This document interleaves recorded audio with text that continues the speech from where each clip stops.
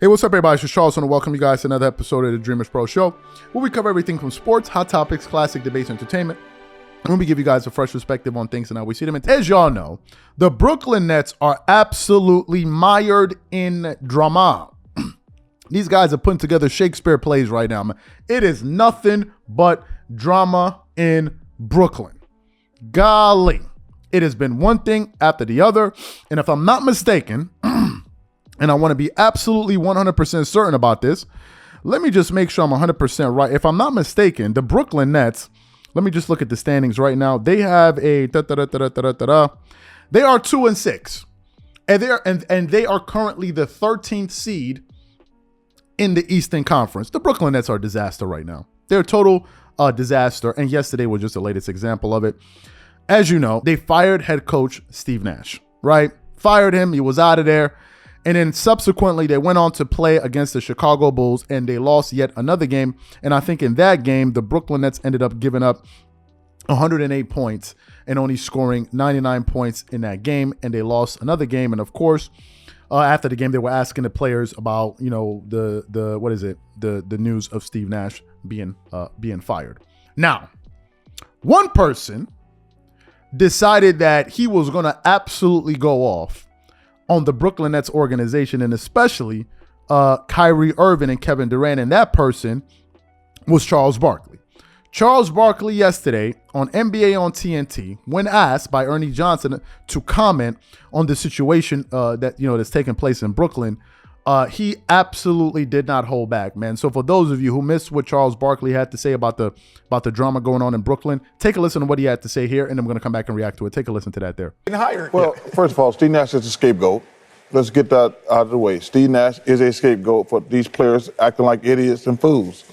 It's really starting to be a joke, this whole Brooklyn. I mean, it's past being a joke. And first of all, I don't believe Sean Marks. I think what happened with Sean Marks is he saw the negative reaction. I watched television all afternoon trying to get all the information before we came on this show. People were going crazy that guy got a job that quickly.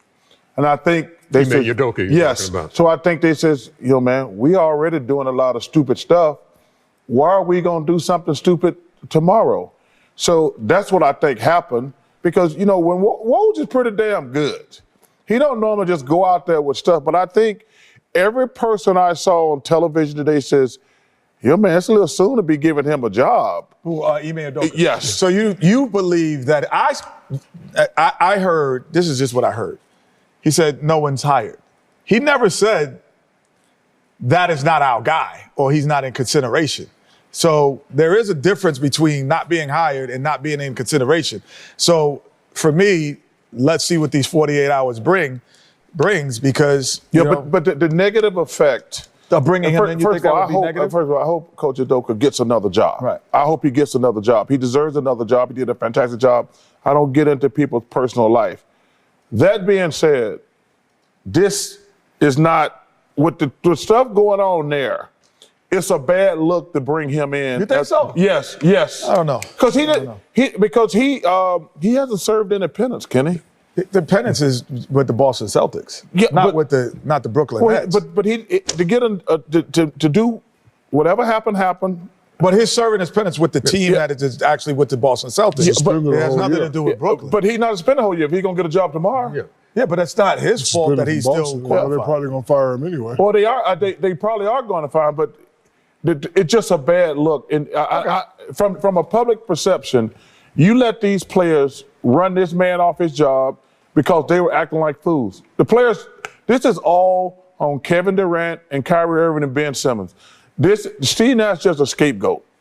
And it's really unfortunate. I don't know if Steve Nash is Red Auerbach or whatever.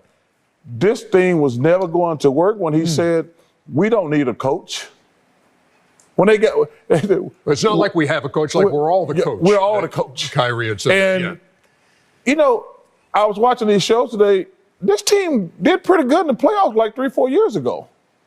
So nobody was talking about how bad of a coach Steve Nash was 3 or 4 years ago. All of a sudden, these guys started acting like fools and jackasses. And now, Steve Nash can't coach. Like I say, I don't know if Steve Nash can coach, but I know 3 or 4 years ago he was winning playoff series. So I have a lot of thoughts on this. I have a lot of thoughts on this. And I think a good amount of people on our platform want us to kind of discuss the angle of Kevin Durant.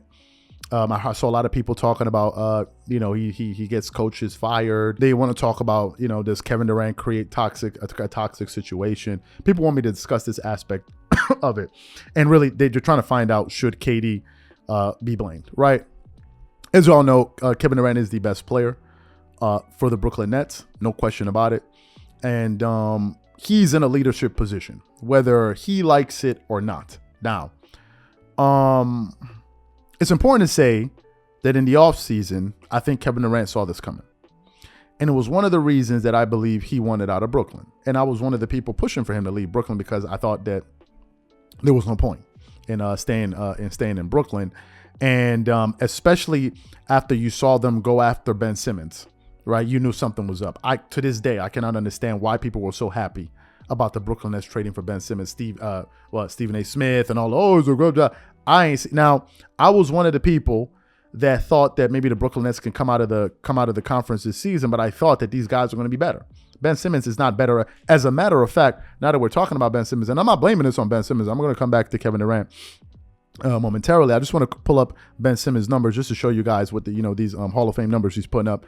This season, Ben Simmons, in about 32 minutes a game, is averaging 6.2 points per game, attempting 5.7 field goals, making 44% of them, obviously making 0% of his three-pointers, making 46.7% of his free throws, getting 7.3 assists, 2.7 turnovers, and 6.5 rebounds, and 0.7 block. Ben Simmons is wasting everybody's time. I've been telling you guys this for years. Ben Simmons is wasting everyone's time.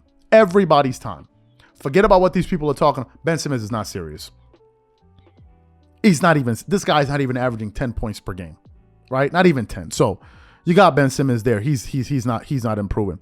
In terms of blame, I think you have to assign some blame to Kevin Durant because he is the best player, right? And I know that if the Brooklyn Nets were succeeding and the record was reversed, and they were, winning a lot of games and they were doing very well, he would get the lion's share of the blame. So he has to get the lion's share, of the credit. So he has to get the lion's share of the blame. It's just what comes with it. It's just what comes with it. So yes, Kevin Durant is responsible for not ensuring that this team, is in a better place in terms of their record. That's number one. So KD is to be blamed. Kyrie Irving, you could blame him as one of their best players. I don't know specifically what I would blame on Kyrie, but I think KD should be blamed for sure because this team is not successful. Also, you got to look at management. I've said that the Brooklyn Nets are absolutely confused. They're totally confused. And I'll give you guys an example of this. Kevin Durant told them, if you guys want me back, he gave him an ultimatum. He said, it's either you bring me back and you fire Steve Nash or Sean Marks, or I walk. And guess what they decided to do? They said, no, we're going to sit on top of you. You're not going to leave. And then we're going to keep Steve Nash, keep Sean Marks. And then 7 games into the season, if I'm not mistaken, how many games have the Brooklyn Nets played? They have played 8 games into the season. They decided to fire. They decide to fire Steve Nash, a decision they could have made before the season even started. 8 games. Now, I commend them for not waiting until December or after Thanksgiving. But this is the decision that KD wanted in the first place. And it's probably one of the reasons why Charles Barkley is saying that he believes that those guys got Steve Nash fired. Is that possible? Possibly. I'm not ruling it out. Why? Because we heard the comments that Kyrie Irving made, I think after he became head coach, saying that we don't need a coach. So it's plausible to say that maybe these guys got him fired. It is plausible, right? So I think Charles Barkley made some very strong points. I'm not going to dispute the points that he made. I do think Kevin Durant has to be blamed, but I also think the Brooklyn Nets are an absolute joke, in terms of the way that they run things. So these are my thoughts and opinions on this. And what I want to know from you guys is, what do you think about the comments that Charles Barkley had to make and some of the things that I had to say? Whatever you guys think, please leave your thoughts and comments in the comment section. And we catch you guys on the next.